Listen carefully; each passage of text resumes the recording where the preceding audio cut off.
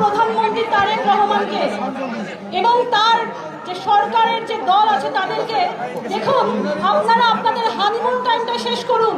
তার কারণ হচ্ছে গত 17 বছরের অত্যাচার এবং নির্যাতনে বাংলাদেশের মানুষ এখন ট্রমায় আছে, কিন্তু সরকার মনে হয় কমায় আছে।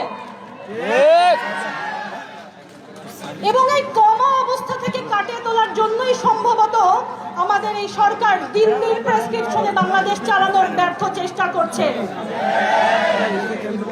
কিন্তু আমরা পরিষ্কারভাবে জানিয়ে দিতে চাই, বাংলাদেশ একটি স্বাধীন সার্বভৌম দেশ। আমাদের নিজস্ব সত্তা, নিজস্ব জাতি, নিজস্ব মাটি, আকাশ বাতাস আছে।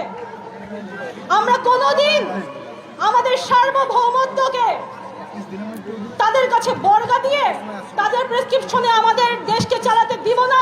অতীতে যারা চেষ্টা করেছে তারা ব্যর্থ হয়েছে, হেলিকপ্টার নিয়ে পালাতে হয়েছে।